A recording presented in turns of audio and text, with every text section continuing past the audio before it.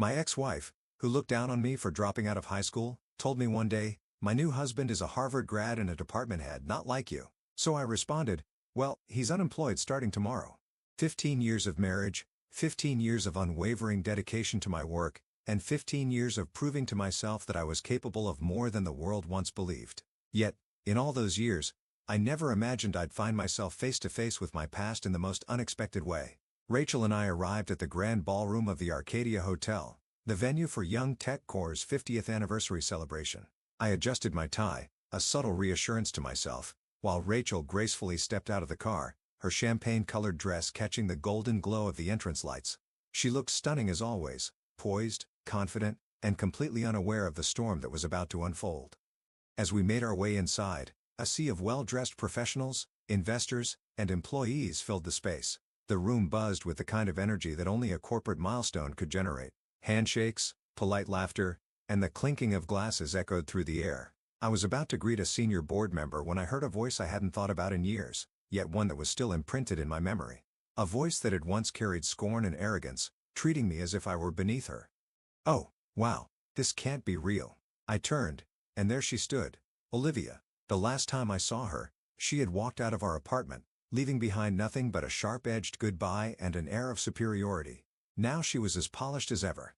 Her sleek black dress accentuating the way she carried herself, full of self-importance. Her eyes, however, still held that familiar condescension. At her side was a man who could have walked straight out of a corporate magazine, tall, well-groomed, and with an arrogance that matched Olivia's. He barely glanced at me before offering her a drink. "Michael Carter," Olivia said, savoring my name like it was some relic from a past she had long outgrown.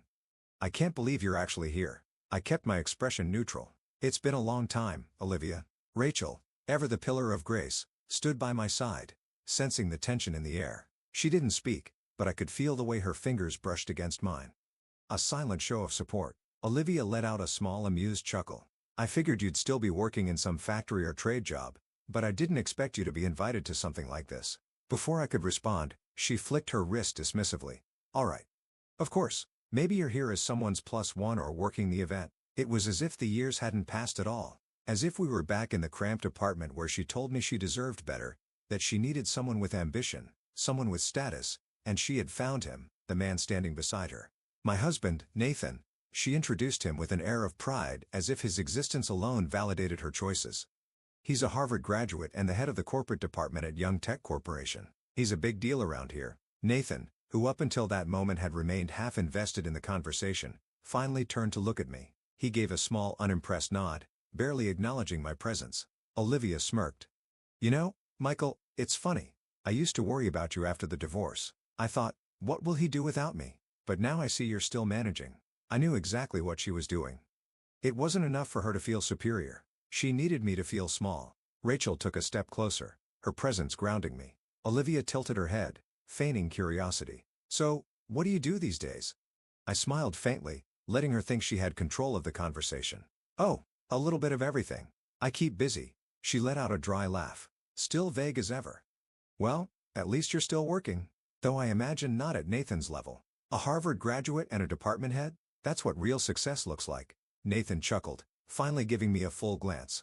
"Yeah, it's a lot of work keeping things in order at a company like this. But then again, not everyone is built for it." They were practically reveling in their assumed superiority, so sure that I was still struggling, still clawing my way up some impossible ladder. That's when I said it. "Well, he's unemployed starting tomorrow." Silence. The words hung in the air, wrapping around them like a slow creeping fog. Olivia blinked. "Excuse me." Nathan's amusement wavered for the first time. I kept my expression unreadable. "You heard me." Olivia let out an incredulous laugh. "Michael, are you actually serious? Do you even understand what you're saying?" Nathan shook his head, grinning at Olivia like I was some pitiful comedian. "This guy's got jokes." "Olivia, I didn't realize your ex had such a wild imagination." But there was something else there now. A flicker of doubt in Nathan's eyes. Rachel squeezed my hand lightly, sensing the shift in power. I simply shrugged, adjusting my cufflinks. "Guess we'll find out tomorrow." For the first time that night, Olivia wasn't the one in control of the conversation.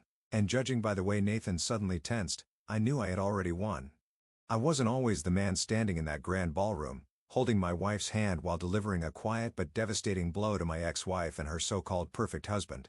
No, The road that led me here had been long, filled with bruises, both physical and emotional, but every scar had been earned. As Olivia and Nathan stood there, their smug faces flickering with uncertainty after my unexpected words, my mind drifted back to the past, to a time when I didn't have the luxury of confidence, power, or even a clear future. The beginning of the fall. I was 17 when my world first started crumbling.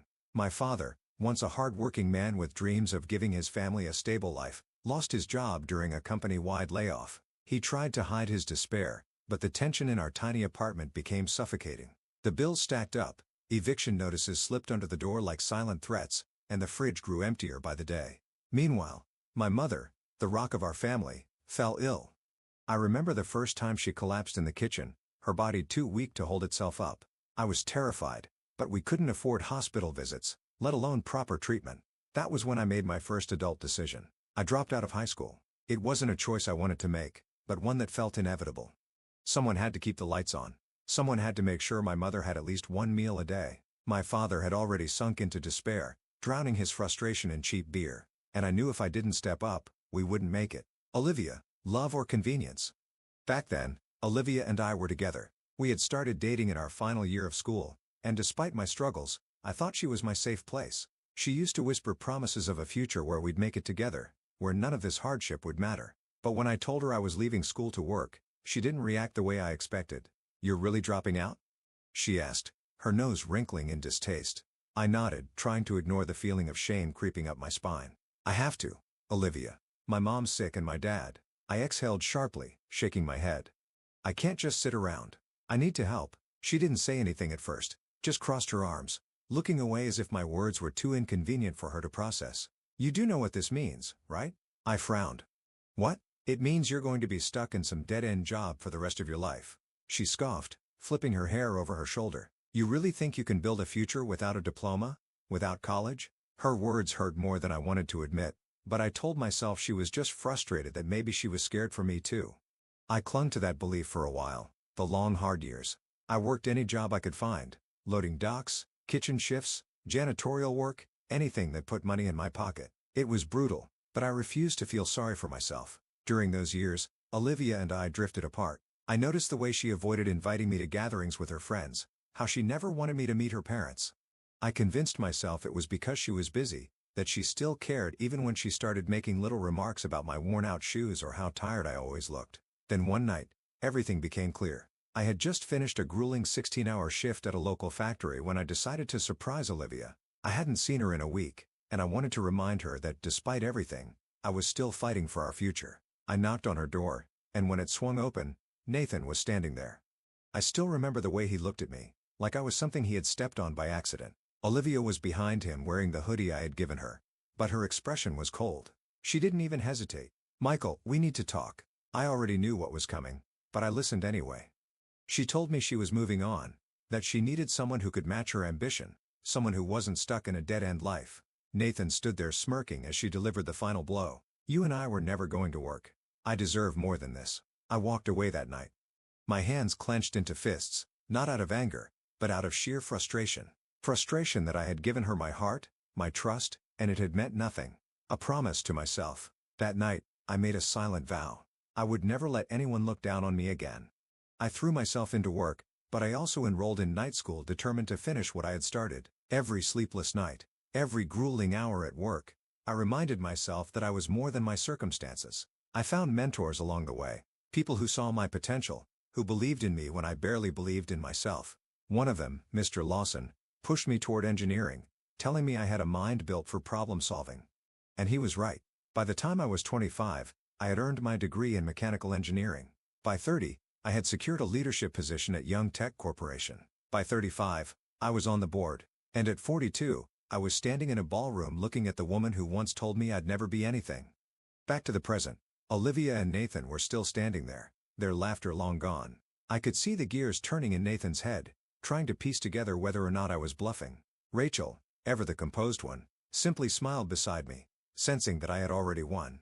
Olivia shook her head.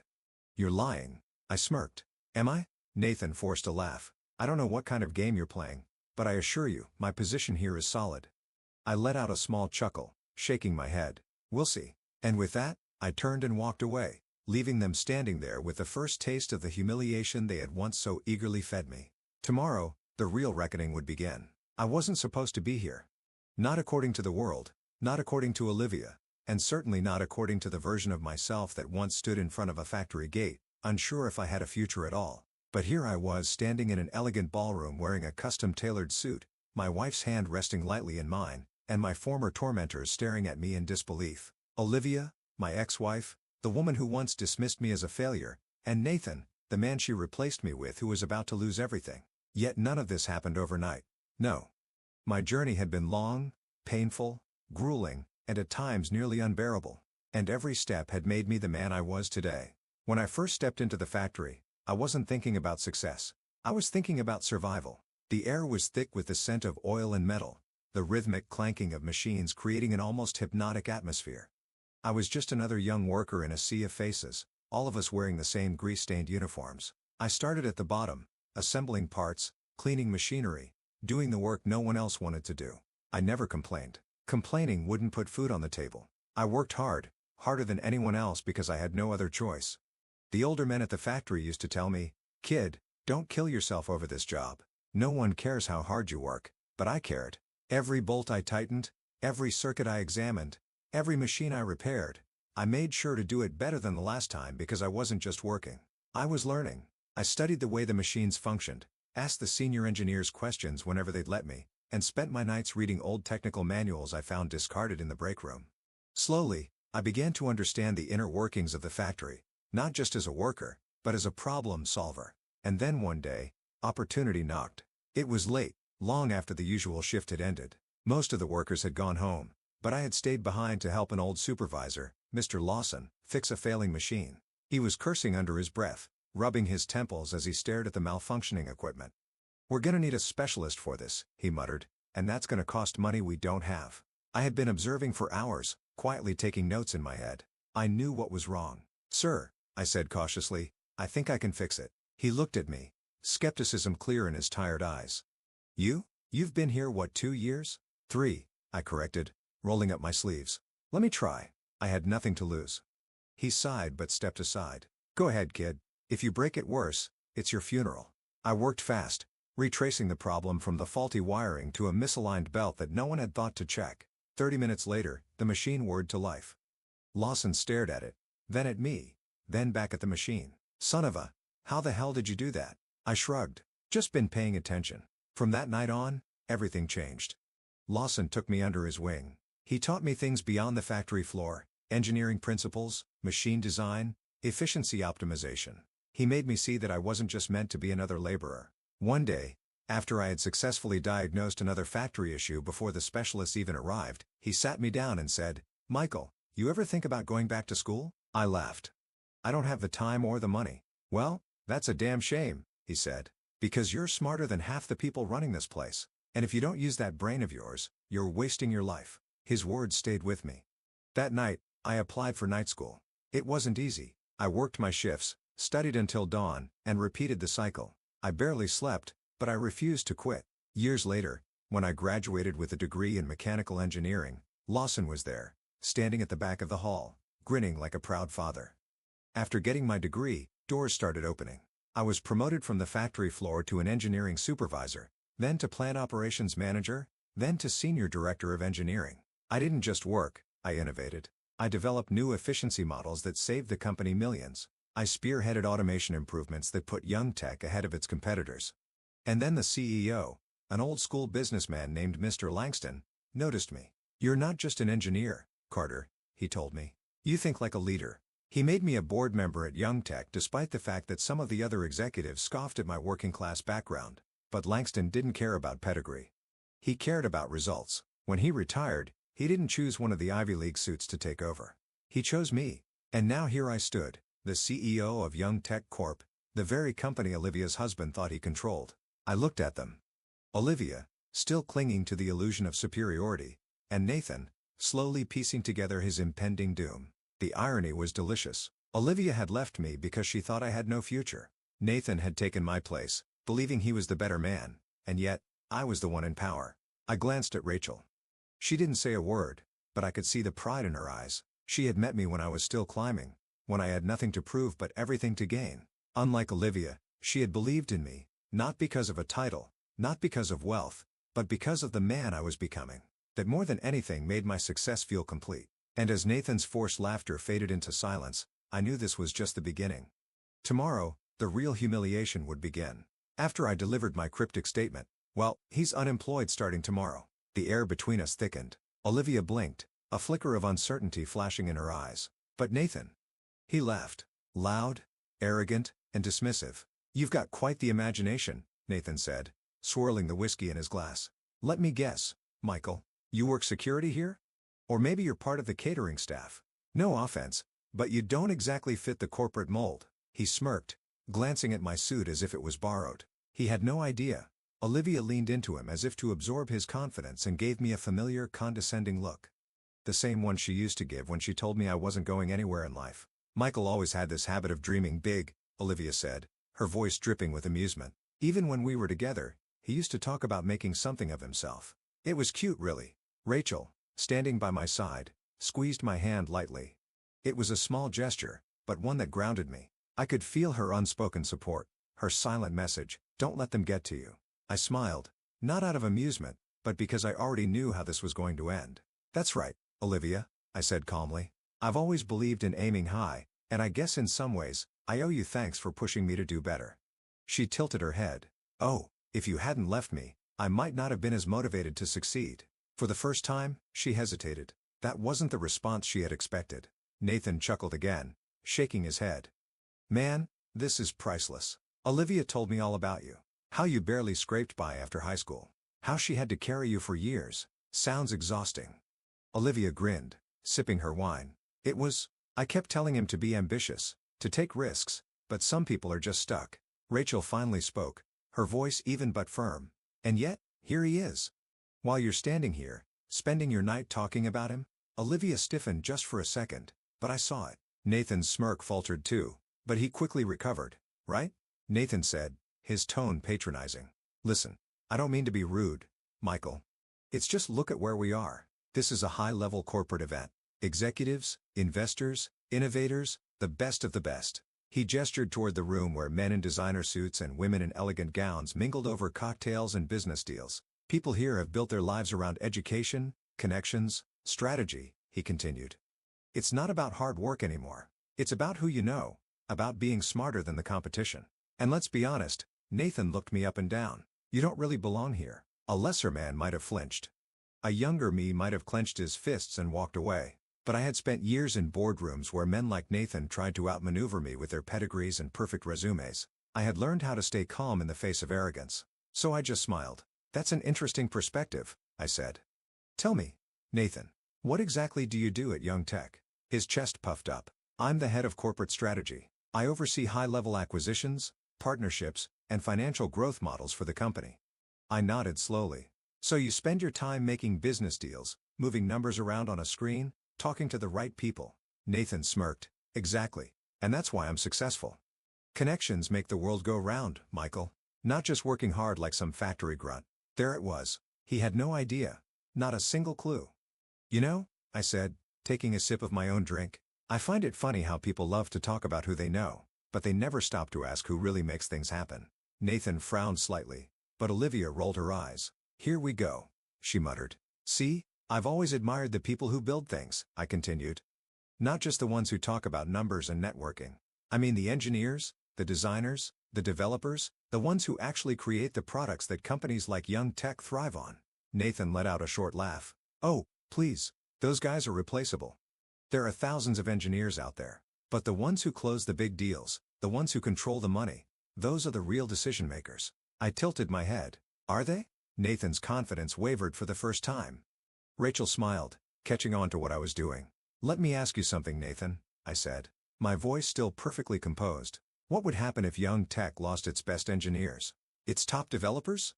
If, say, the entire research and development department decided to walk out tomorrow?" Nathan scoffed. "That would never happen. But if it did," he hesitated. "I mean, we'd hire new ones. Adjust. Adapt." "Really?" I nodded. "And how long would that take? 6 months? A year? Maybe more? And what happens to the revenue in the meantime? What happens to the stockholders?" The investors? The board? Nathan's smirk was gone now. I took another step closer, lowering my voice just slightly. And what if the CEO, the one person who actually understands how every department functions, the one person who actually built the company's biggest innovations, decided you weren't necessary anymore? Nathan's face paled. I leaned in just enough so that only he and Olivia could hear. Because let me tell you something, Nathan, I said, voice deadly calm. You don't run Young Tech. You don't own Young Tech. You're just an overpaid middleman playing business executive. And tomorrow morning, you're going to find out just how little you actually matter. Nathan swallowed hard. Olivia looked between us, her confident mask slipping. You're lying, she whispered. I straightened up, smiling again. Am I? A moment of silence stretched between us. Then the room's microphone buzzed to life. Ladies and gentlemen, we'd like to welcome Young Tech Corporation's President and CEO, Michael Carter, to the stage for his opening remarks. The color drained from Olivia's face. Nathan froze, his expression shifting from arrogance to sheer disbelief. I turned away from them without another word and walked toward the stage. As I stepped up, the applause rang out and I could feel their eyes on me. The stunned, speechless humiliation. And I hadn't even started yet. The moment my name was announced, the applause erupted. The room filled with the highest executives, investors, and respected figures of Young Tech Corp turned their attention to the stage. I adjusted my tie and strode forward, each step deliberate, each movement carrying a quiet authority that could no longer be questioned. The murmurs followed. Low voices buzzing with realization, with surprise, with admiration, but I wasn't focused on them. I was focused on Olivia and Nathan. I didn't have to turn around to know what was happening behind me. I could picture it clearly. Olivia, standing frozen, her perfectly constructed image of superiority crumbling before her eyes. And Nathan? I could almost hear the way his breath hitched, the sudden weight of dread pressing down on his shoulders as he realized fully and completely what I had meant when I said he'd be unemployed tomorrow. The arrogance he had worn like armor was now useless because suddenly